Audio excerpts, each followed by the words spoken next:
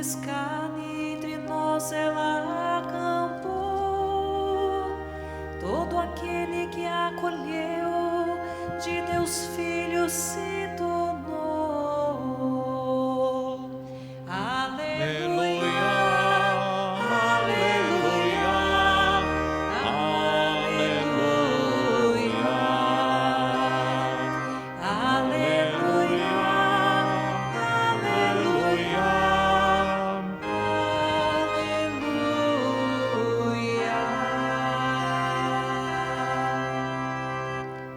O Senhor esteja convosco. Ele está no meio de nós. Proclamação do Evangelho de Jesus Cristo, segundo João. Glória a vós, Senhor. Naquele tempo, João viu Jesus aproximar-se dele e disse: Eis o Cordeiro de Deus, que tira o pecado do mundo. Dele é que eu disse: depois de mim vem um homem que passou à minha frente, porque existia antes de mim. Também eu não o conhecia, mas se eu vim batizar com água, foi para que ele fosse manifestado a Israel. E João deu testemunho dizendo: eu vi o Espírito descer como uma pomba do céu e permanecer sobre ele. Também eu não o conhecia, mas aquele que me enviou a batizar com água me disse: aquele sobre quem vires o Espírito descer e permanecer, este é quem batiza com o Espírito Santo. Eu vi e dou testemunho: este é o Filho de Deus. Palavra da salvação. Glória a vós, Senhor.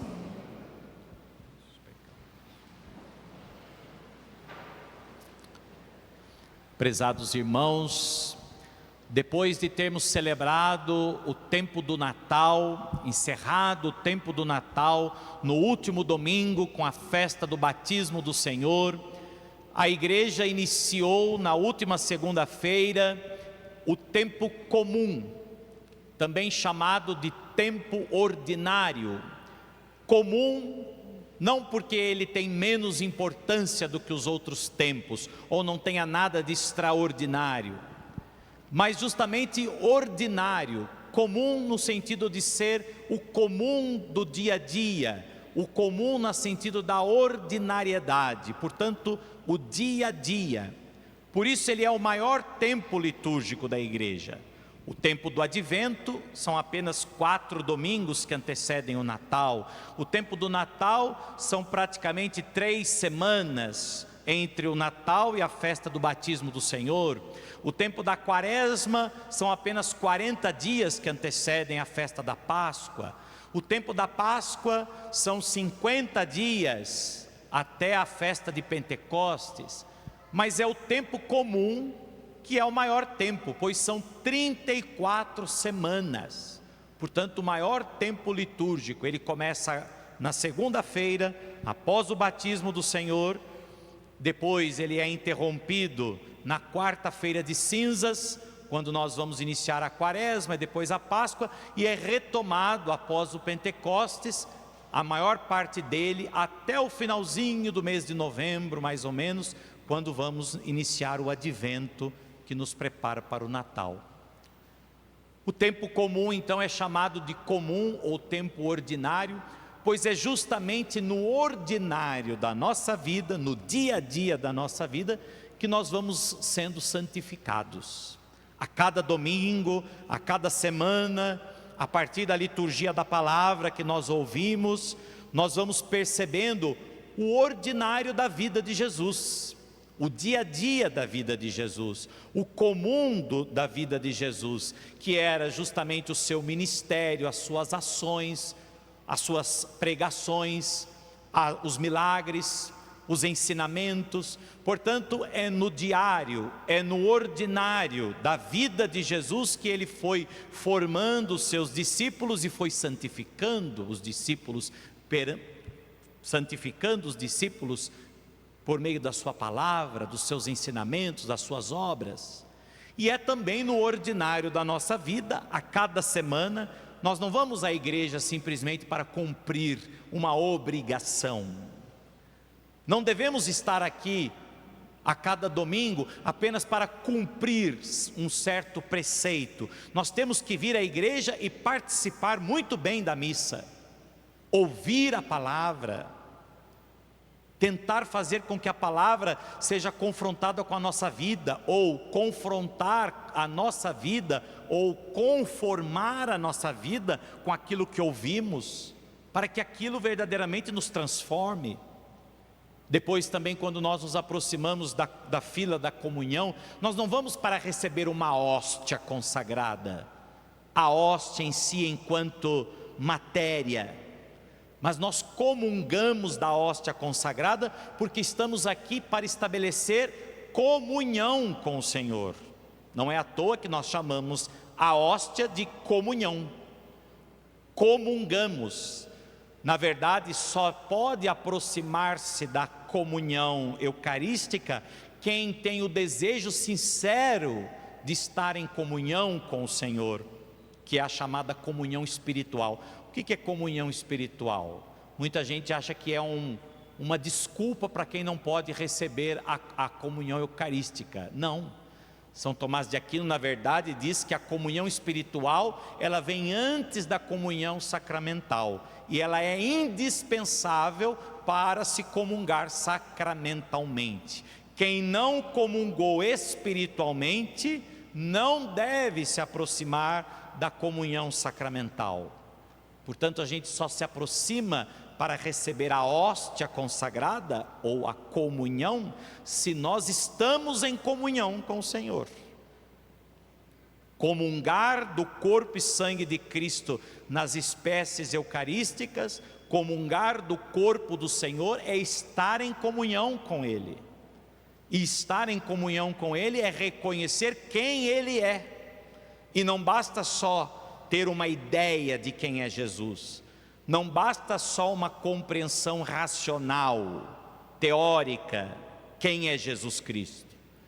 Mas é preciso verdadeiramente reconhecer que Jesus é, como nos afirma João, no finalzinho do Evangelho de hoje, que Jesus é o Filho de Deus.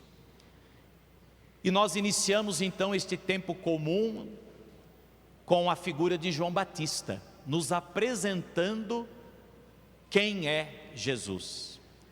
Na verdade, João Batista é o último dos profetas que vai nos apresentar a realização dessas promessas, pois as promessas que Deus outrora fez por meio dos profetas, foi agora finalizada, revelada, cumprida em Jesus. Jesus é a realização de todas as promessas que Deus fez desde a criação do mundo.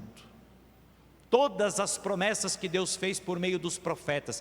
Por isso Jesus é o tipo ou a imagem daquilo que foi pré-figurado pelos profetas. O que é uma pré-figuração? A própria palavra diz pré-figuração, uma figura que vem antes. Portanto, no Antigo Testamento nós temos muitas figuras que vieram antes para já nos preparar para a vinda de Jesus. Portanto, imagens pré-figurativas usadas pelos profetas para nos preparar para a vinda do Messias, para a vinda de Jesus. E João Batista, então, o último dos profetas, vai nos mostrar a imagem que outrora foi prefigurada, agora é Ele. Não há mais pré-figuração, mas agora é a própria figura, é a própria imagem. Jesus é a imagem do Deus vivo, Jesus é a imagem de Deus, Ele é a imagem do Deus invisível, que se tornou visível na humanidade, na nossa carne assumida pelo Filho, através de Jesus Cristo. Meus irmãos, e uma das imagens pré-figurativas de Jesus que mais se assemelha a Jesus é a imagem do Cordeiro. O Cordeiro é uma imagem que foi usada outrora para justamente prefigurar aquilo que Deus haveria de realizar na humanidade através do seu Filho Jesus Cristo.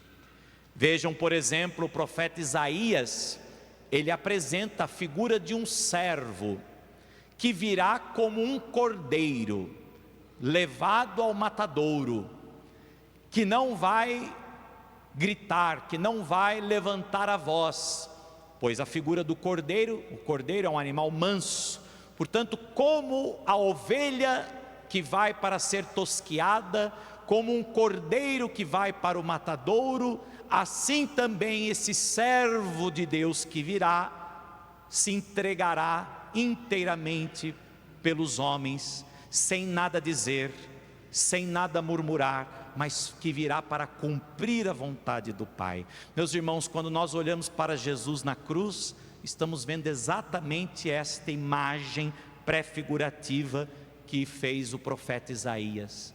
Jesus está na cruz como uma ovelha a ser tosquiada, como um cordeiro no matadouro, manso, humilde, sem levantar a voz, ele se entrega inteiramente pelos homens. Ali ele manifesta todo o seu amor por nós, não pela violência, mas pela entrega total. Ele mesmo vai dizer: ninguém tira a minha vida, eu a entrego, eu a dou livremente por amor. Também a imagem do cordeiro é uma prefiguração de Jesus quando o povo hebreu foi tomado por uma grande peste no Egito, uma praga que veio para exterminar o povo hebreu, os hebreus. E eles então receberam por intervenção de Deus, por meio do profeta, que lhes dirigiu a seguinte palavra: tomem um cordeiro, ofereçam em sacrifício, pois o cordeiro era um dos animais mais usados para o sacrifício nos templos. Interessante que a hora em que se molavam os cordeiros no templo era às 3 horas da tarde, a mesma hora que Jesus vai ser também imolado na cruz. Tomavam-se então os cordeiros e eram sacrificados, e o sangue do cordeiro simbolizava justamente a entrega da vida e um culto de expiação pelos pecados. Portanto, quem cometia pecados deveria se apresentar no templo e, a fim de ser purificado, deveria tomar um cordeiro, oferecê-lo em sacrifício. E quando o povo hebreu foi tomado por uma grande peste, o povo foi convidado a oferecer um sacrifício, um cordeiro, por ocasião da Páscoa.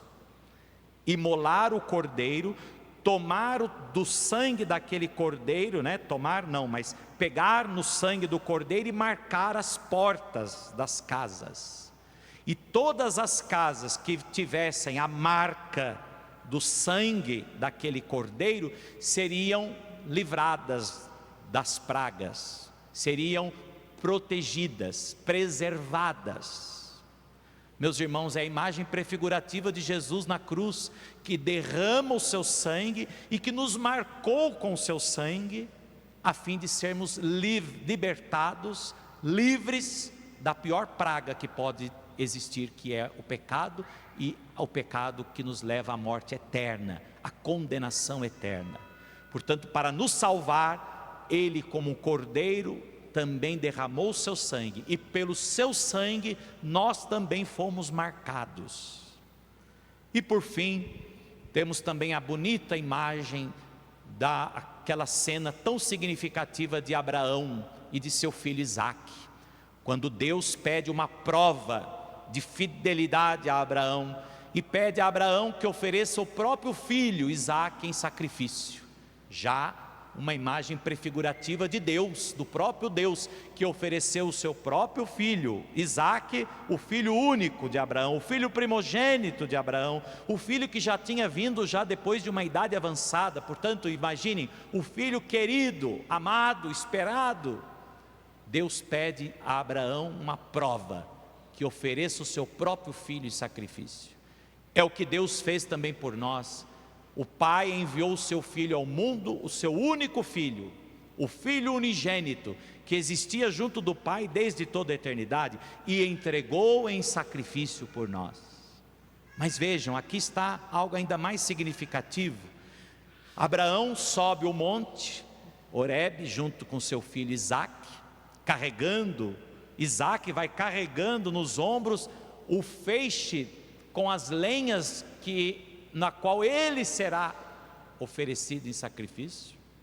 E ele vai perguntando a Abraão o que vai acontecer, e Abraão vai explicando. Só que Abraão não diz que é ele que será sacrificado. E quando eles chegam ao lugar determinado e quando eles constroem ali o altar para o sacrifício, Isaque pergunta ao seu pai Abraão: pai Abraão, onde está o cordeiro? Onde está o cordeiro para ser imolado? E o que responde pai Abraão, já prefigurando o que viria? Abraão diz: meu filho, Deus providenciará. Deus providenciará uma vítima para o seu holocausto. Gênesis capítulo 22, versículo 8. Deus providenciará. E João Batista, então, hoje no Evangelho, responde aquilo que Abraão disse ao seu filho Isaque: Deus providenciará, meu filho, a oferta, Deus providenciará o cordeiro. E João Batista diz: eis o cordeiro. Eis o cordeiro prometido, eis o cordeiro que Deus providenciou para imolar os vossos pecados. Portanto, eis o cordeiro de Deus que tira o pecado do mundo. Portanto, meus irmãos, todas estas imagens, todas estas cenas usadas pelo cordeiro, pelo animal, agora é substituída pelo próprio Jesus. Já não há mais cordeiro a ser imolado, já não há mais altar dos sacrifícios antigos, mas agora há um único altar, onde há uma única pessoa, Jesus Cristo. Ele é o altar, ele é o sacerdote que oferece a vítima, e ele é a própria vítima que é oferecida como sacrifício de imolação, de reparação, de expiação pelos nossos pecados. Portanto, quando João Batista diz: eis o Cordeiro de Deus que tira o pecado do mundo, é como se ele também chamasse a nossa atenção para olhar e reconhecer que Jesus é aquele que vem para tirar o pecado do mundo. Por isso que as últimas palavras do sacerdote na missa, antes da comunhão, quais são? Eis o Cordeiro de Deus, que tira o pecado do mundo. E nós nos aproximamos desta comunhão, se nós o reconhecemos verdadeiramente como o Cordeiro de Deus, que tira o pecado do mundo. É como se João Batista em cada missa chamasse a nossa atenção, até porque às vezes na missa a gente fica um pouco disperso, a gente percebe que algumas pessoas ficam olhando no relógio, outros mexem no celular, né? Outros ficam andando atrás da criança, que olha, vai para lá, vai para cá, e ela fica andando para lá e para cá, não sei o que ela ouve às vezes, não sei, se presta atenção, mas no final, antes de comungar, não se pode comungar se não tiver essa convicção. É como se João Batista dissesse para todo mundo que está disperso dentro da igreja: olha, eis o Cordeiro de Deus, eis o Cordeiro de Deus, se voltem para Ele, é Ele que tira o pecado do mundo, reconheçam Jesus, Ele foi prometido outrora pelos profetas em imagens prefigurativas, mas agora não há mais imagens prefigurativas, agora é Ele mesmo. Ele é o Cordeiro de Deus, é Ele que tira o pecado do mundo, é Ele o Filho de Deus. Portanto, meus irmãos, ao iniciar o tempo comum, nós somos convidados então a iniciar também este itinerário espiritual de santificação diária, reconhecendo quem é Jesus Cristo. Ou reconhece quem é Jesus Cristo primeiramente, ou tudo vai por água abaixo. O centro da fé está em Jesus. O que consiste a nossa fé? O que consiste em nos manter firmes na fé? Reconhecer que Jesus Cristo é o Senhor e estar em comunhão com Ele. Não só comungar da hóstia consagrada, mas estar em comunhão com o Senhor. Se a nossa vida não está em comunhão com Deus, nós podemos comungar dele sacramentalmente, na hóstia, mas não estarmos em comunhão com Ele na vida. E é a comunhão com Ele na vida que nos santifica, que nos transforma, que nos converte e nos salva. Por isso, aproximemo-nos do Senhor, voltemos o nosso olhar, nosso coração, nossa atenção em cada missa que nós participarmos. Eis o Cordeiro de Deus, olhem, vejam, acolham, é Ele que tira o pecado do mundo e que Ele vem para nos transformar. Quero também dirigir uma breve palavra à dona Nenê, que está celebrando então hoje seus 100 anos. Na Bíblia dizem que os mais agraciados por Deus chegarão até os 80, né? Deus diz que alguns chegarão aos 60, outros 70, e os mais abençoados aos 80. Talvez naquele tempo seria a probabilidade da vida, não é? Imagine então chegar aos 100. Se até os 80 já é uma graça, imagine poder chegar aos 100 anos.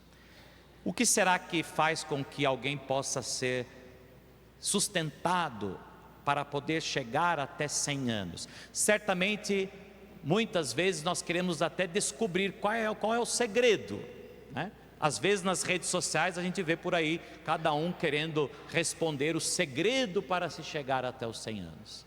Mas eu acredito que para chegar até os 100 anos, na ótica da fé, é poder viver cada dia voltado para o Senhor. É aquilo que nós ouvimos no Evangelho de hoje. Se eu estou em comunhão com o Senhor hoje, eu estarei em comunhão com o Senhor por toda a vida. Porque para Deus 1000 anos é como um dia que passou, né? Portanto, para Deus não há tempo, para Deus é sempre eternidade. Por isso, ouvindo um pouco a Lúcia, filha da dona Nenê, essa semana, né? Ela dizia com todo orgulho da mãe, né? Que a mãe era uma mulher de fé, que a mãe recebe a comunhão semanalmente em casa, que a mãe acompanha a celebração da Santa Missa, pelas redes sociais da nossa missa. Portanto, certamente isso nos ajuda a perceber que a fé é o nosso maior sustento, porque fisicamente a gente sempre também procura cuidar de si, mas eu acredito que espiritualmente também, se nós estamos bem fortalecidos, isso influencia muito também no modo como vivemos, porque não é apenas ter qualidade física de vida, mas é ter também uma vida vivida com qualidade, né? Uma vida vivida com consciência de que a nossa vida na verdade pertence a Deus, e se nós estamos em comunhão com Deus, quer estejamos nesta vida, quer estejamos fora dela, estamos unidos ao Senhor. Portanto, dona Nenê, que ao celebrarmos os seus 100 anos no dia de hoje, que nós possamos render graças por aquilo que Deus fez ao longo de toda a sua vida, concedendo-lhe saúde para poder também unir-se em matrimônio, para poder dar à luz os seus filhos, para poder ver, como diz também na Sagrada Escritura, felizes aqueles que podem ver os filhos dos seus filhos, que são os netos, né? Então a senhora já teve essa graça de poder ver os filhos dos seus filhos, e está tendo a graça de ver agora os filhos dos seus filhos, que são os bisnetos, né? Portanto, é uma graça imensa poder viver, né, esta vida, estes 100 anos de vida. Mas a graça das graças é poder estar unido ao Senhor, porque de nada vale viver 100 anos se estivermos longe daquele em quem nós viveremos por toda a eternidade. Portanto, se hoje nós rendemos graças a Deus por esses 100 anos, é porque também rendemos graças a Deus pela sua vida unida a Deus, e Deus que a santifica no tempo, pois em Deus também nós viveremos por toda a eternidade. Assim seja. Amém.